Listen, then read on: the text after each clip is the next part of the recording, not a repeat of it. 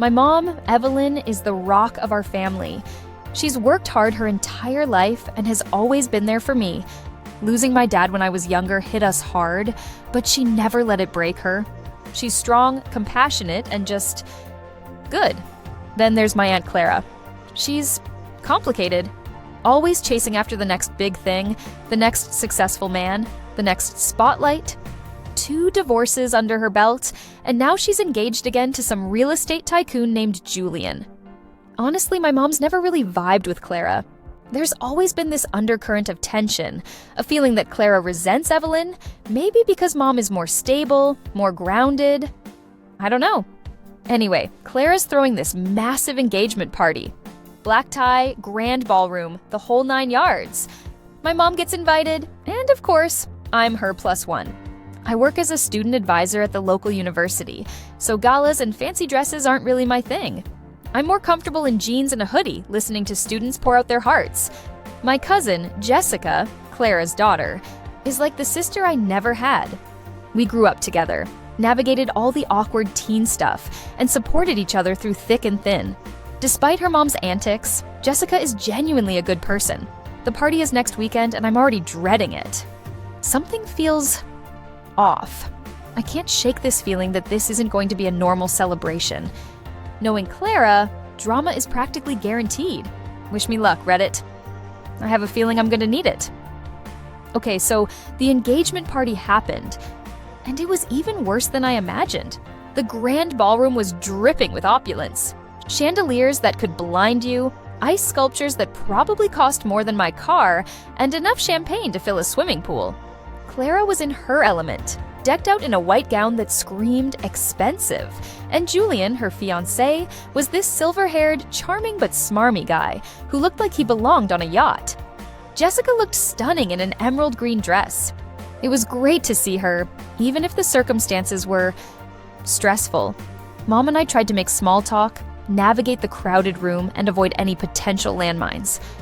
But you know what they say about best-laid plans?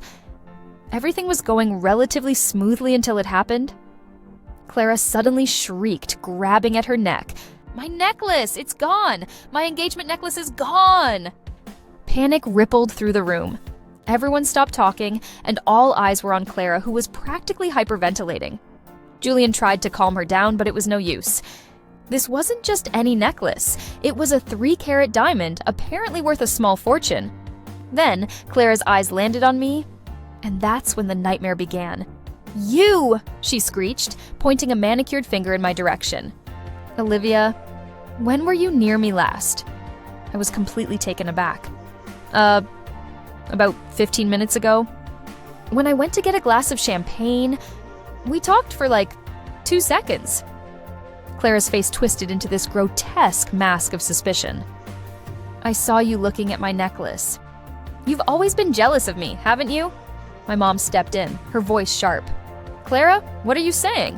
Olivia would never steal anything." But Clara was beyond reason. She took a step toward me, her voice rising to a fever pitch. "Admit it, you stole my necklace. You've always wanted what was mine." The room was dead silent. I felt like I was trapped in some kind of twisted, surreal play. My face flushed red as I looked at her. "Aunt Clara, I didn't steal anything. I would never do that." And then she lost it. Okay, buckle up, because this is where things went completely off the rails. Clara, in a fit of pure rage, grabbed the glass of red wine she was holding and poured it over my head. The cold liquid drenched my hair, my face, my dress. The rich crimson color stained the fabric, turning my beautiful gown into a symbol of humiliation. I stood there frozen, in shock. The silence in the room was deafening. I could feel everyone's eyes on me, judging me, as the wine dripped down my cheeks. My mom gasped, rushing to my side. Tears welled up in my eyes, mixing with the wine that stung my skin. But Clara wasn't finished. "Let's check her bag, shall we?" she sneered, grabbing my purse and dumping its contents onto the floor. Lipstick, wallet, phone, keys, and then, glittering under the chandelier light, the necklace. My heart stopped. The room spun. I couldn't breathe. There it was, the 3-carat diamond lying amidst the debris of my life. Clara's face was a mask of triumph. "See?" I was right! She stole it! Julian, who had been strangely silent throughout this whole ordeal, calmly picked up the necklace and handed it back to Clara. His expression was unreadable. I wanted to scream, to deny everything, but the words caught in my throat. I was completely and utterly speechless. With my head hung low, wine dripping from my dress, I stumbled out of the ballroom, Jessica following close behind. I felt like my life was over. I don't even know where to begin. The last 24 hours have been a blur of tears, accusations, and utter disbelief. Jessica followed me out of the ballroom and back to my apartment. She was the only one who seemed to believe me when I said I didn't steal the necklace. "Olivia, I know you didn't do it," she said, hugging me tightly. "My mom is being completely irrational." My mom arrived a few hours later, her face etched with worry, but even she seemed unsure. "Olivia, honey, I want to believe you," she said, her voice hesitant. "But how did the necklace get in your bag?" That's the question that's been haunting me. I have absolutely no idea how it got there. I didn't touch it. I didn't even see it. Someone must have planted it, but who? And why? I spent the night tossing and turning, replaying the events of the evening in my head. Every detail, every conversation, every glance. But I couldn't find anything that made sense. The next morning, my best friend Chloe showed up at my door. She's like my personal investigator, always digging for the truth. "Okay, Liv," she said. Her eyes narrowed. "Let's figure this out." Chloe started asking questions, probing for details I might have missed. And then she said something that made my blood run cold. "I saw Julian lurking around your coat and bag several times during the party," she said, her voice low. "Julian, Clara's fiancé? Why would he be near my bag?" A seed of suspicion began to sprout in my mind. Could he be involved in this? Was he trying to set me up? But what would he gain? That afternoon, Jessica came over, her face pale. She said she'd been doing some digging of her own and had discovered some unsettling things about Julian's past. "He's been engaged before. Multiple times," she said, her voice trembling. "And each time there was some kind of family drama right before the wedding was called off. Could this be a pattern? Was Julian deliberately sabotaging his relationships by creating conflict within his fiancé's family? The more we investigated, the more suspicious Julian seemed. But we needed more evidence. We needed proof. I'm determined to clear my name and expose the truth. But I'm scared. This is bigger than I ever imagined. And I have no idea what Julian is capable of. We're getting closer to the truth, Reddit, and what we've uncovered is disturbing. Jessica, Chloe, and I have been working tirelessly to piece together Julian's past. We discovered that before Clara, he had at least 3 other fiancés, and in each case, a scandal involving the fiancé's family erupted before the wedding was called off. The pattern is eerily similar.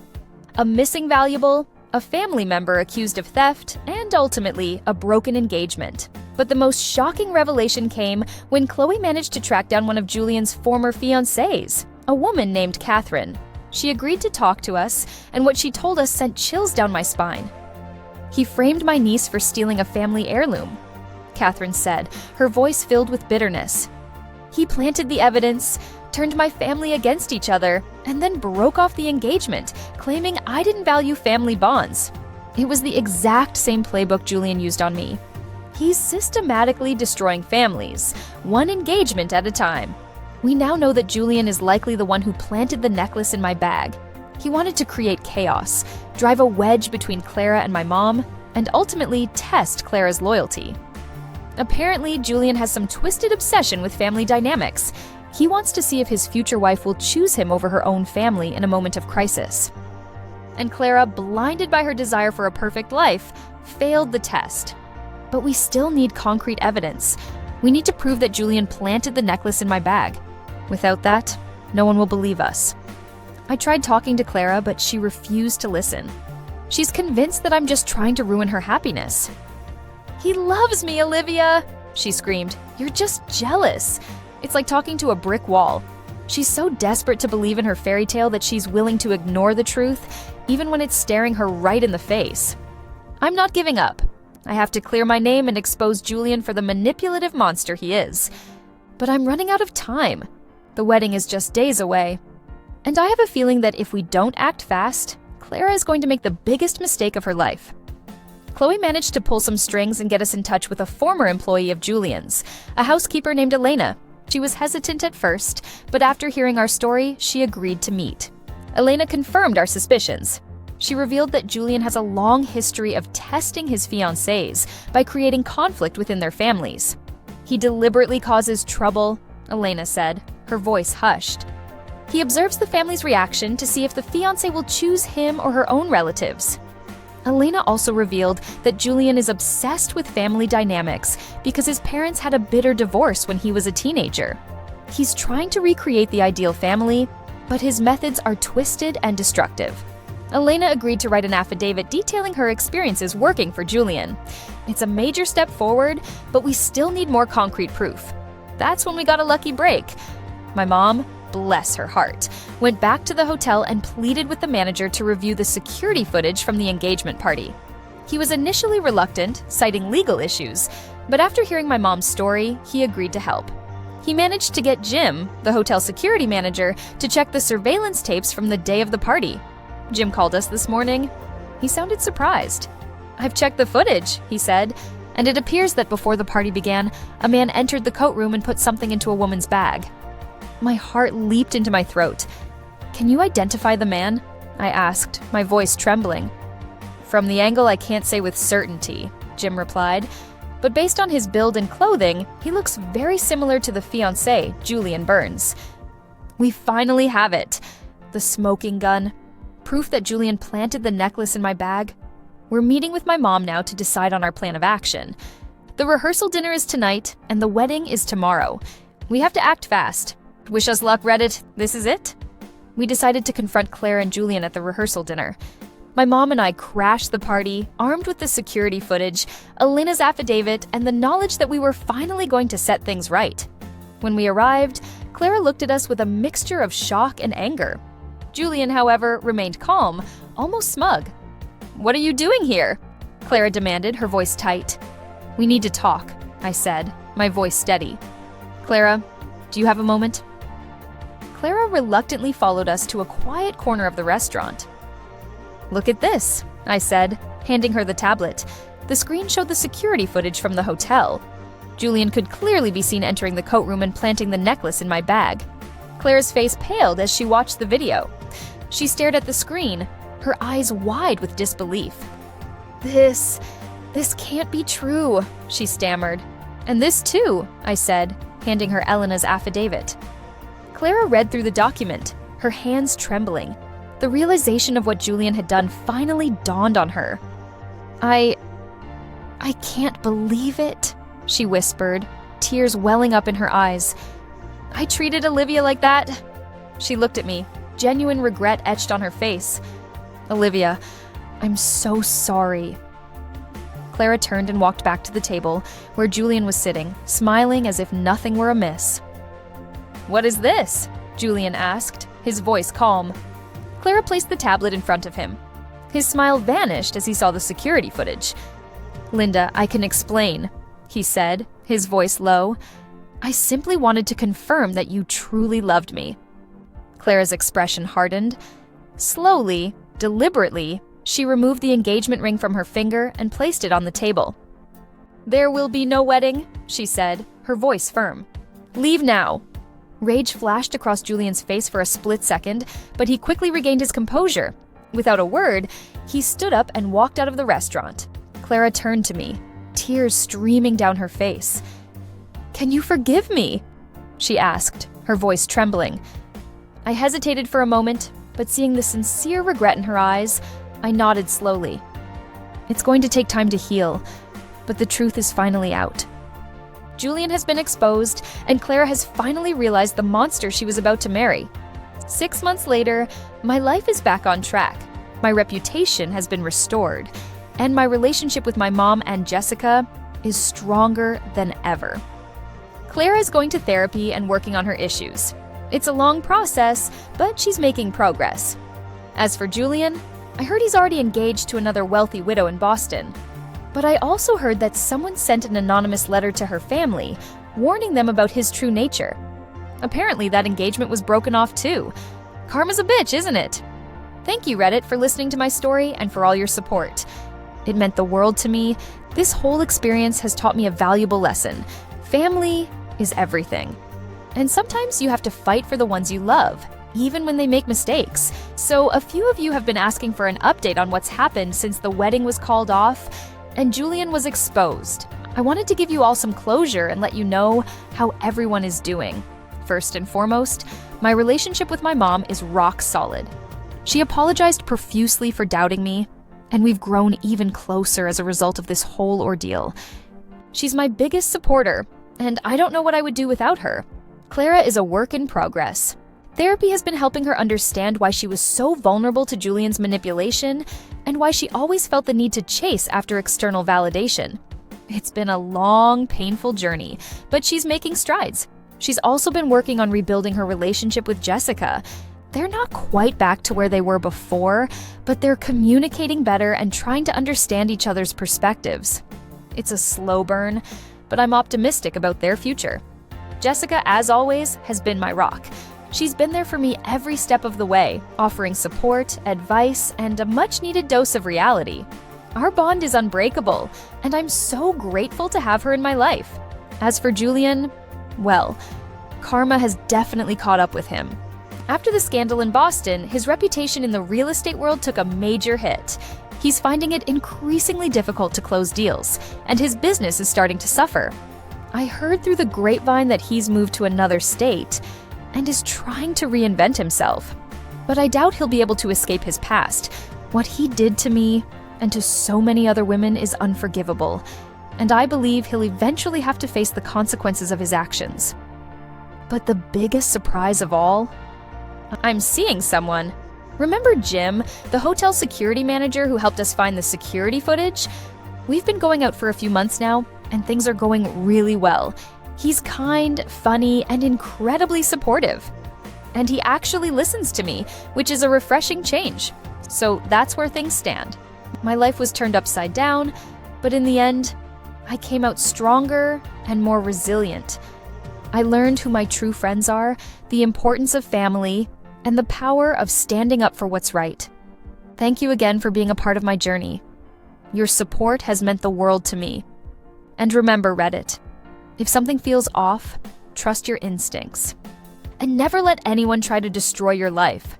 You're stronger than you think. Yesterday afternoon, my mom received a call from an unknown number. She usually screens her calls, but she was expecting a call from her doctor, so she answered it. It was Julian. My mom nearly dropped the phone. She was so shocked she could barely speak. "Evelyn," he said, his voice smooth and calculated. "I know it's been a while, but I wanted to reach out." My mom found her voice, but it was laced with anger. "How dare you call me? After everything you did, you have the audacity to contact me?" Julian chuckled softly. "I just wanted to apologize. I know I made some mistakes, but I was acting out of love." My mom scoffed. "Love? You tried to destroy my family. You manipulated Clara, framed Olivia, and caused so much pain and heartache." Julian sighed. I know. But I was trying to create the perfect family. I wanted to see if Clara was truly worthy of my love." "Worthy?" my mom exclaimed. "Love isn't about worthiness. It's about trust, respect, and understanding." Julian ignored her. "I just wanted you to know that I'm not a bad person.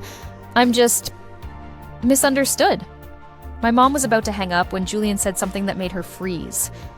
"Tell Olivia that I'm not done yet," he said, his voice chillingly calm. "I'll be watching her.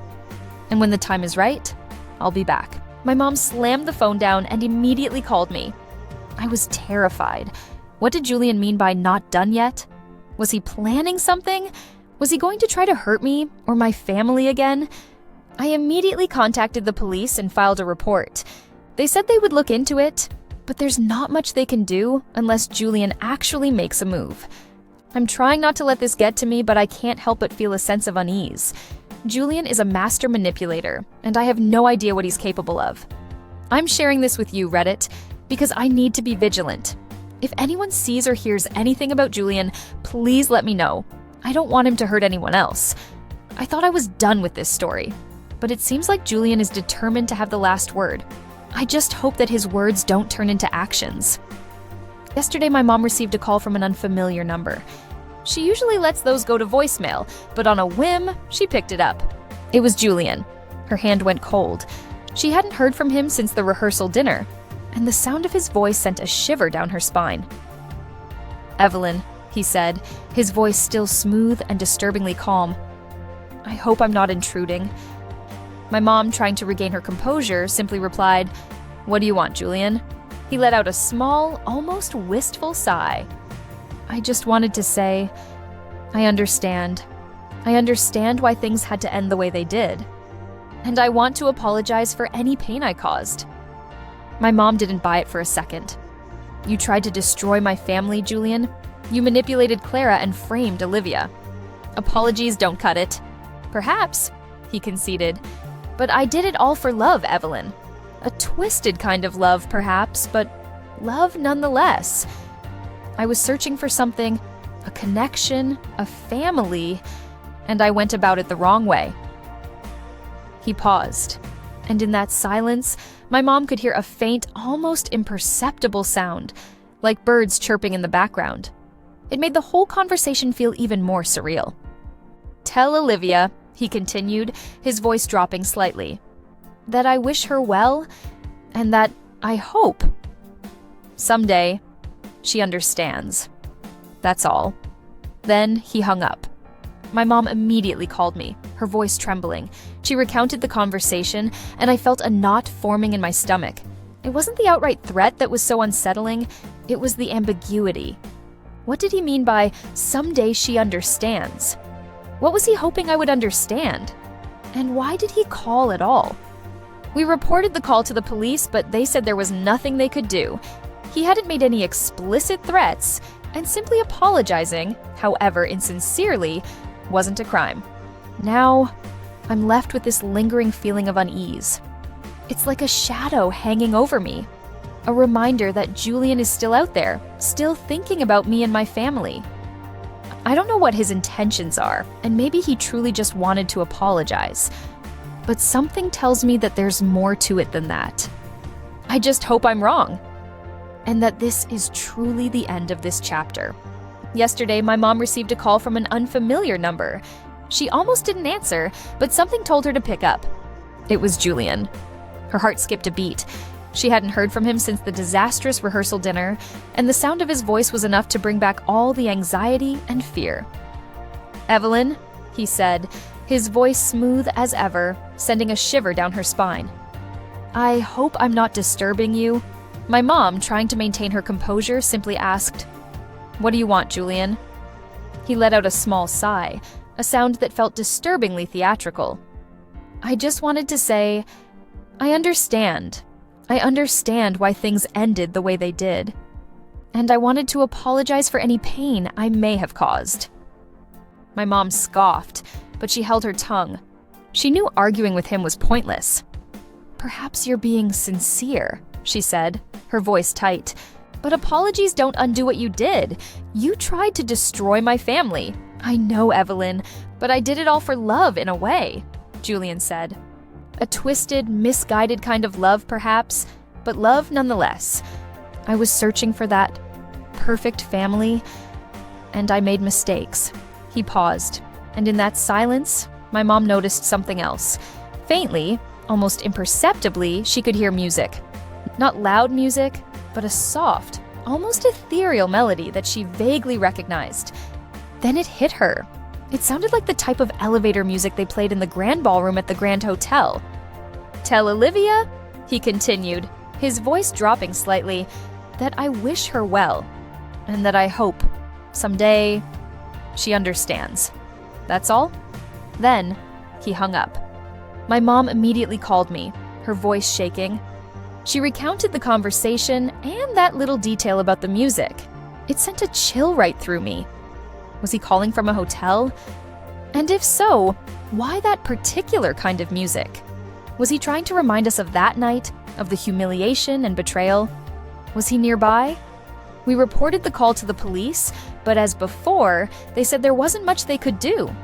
He made no direct threats, and background music, no matter how unsettling, isn't a crime. I'm left with this unsettling feeling, a shadow that follows me everywhere. It's the feeling that Julian isn't truly gone, that he's still out there, and that somehow, some way, he's still trying to play his twisted game. Maybe I'm being paranoid. Maybe it was just a coincidence. But I can't shake the feeling that this isn't over. As you know, my mom got a call from Julian. He apologized, sort of, and said some vague, unsettling things. But it was a detail she mentioned later that really made my blood run cold. She said that while she was talking to Julian, she could hear faint music in the background, soft, almost unnoticeable elevator music. At first, she thought nothing of it, but then she described the melody to me, and I recognized it instantly. It wasn't just any elevator music. It was a specific piece, a cheesy instrumental version of Always on My Mind. That song, that was our song. Not mine and Julian's, but mine and my dad's. When I was a little girl, my dad used to sing that song to me all the time. He wasn't a great singer, but he put so much love and emotion into it that it always made me smile. It became our thing, our special connection. And what's even creepier is that I remember once, years ago, when I bumped into Julian with my mom at a grocery store. My dad was just passed away recently. He overheard me humming the song, and I briefly explained to him the memory of the song. So, Julian somehow knew about that song. He knew it was a deeply personal memory for me, a connection to my deceased father. And he deliberately chose to play that song in the background while he was talking to my mom. It's not a threat, not exactly, but it's a message. A twisted, manipulative message that says, I know you. I know your vulnerabilities, and I'm still here. The police can't do anything. It's just a song. But the fact that he would use that memory, that connection to my dad, to try and unsettle me, it's beyond disturbing. I'm trying to stay strong, but I can't shake this feeling of violation. It's like he's reached inside my head and twisted something precious. I don't know what Julian's ultimate goal is, but I'm determined not to let him win. I'm going to keep living my life, keep moving forward, and keep honoring my dad's memory. And I'm going to trust my instincts. Because if Julian tries to come back into my life,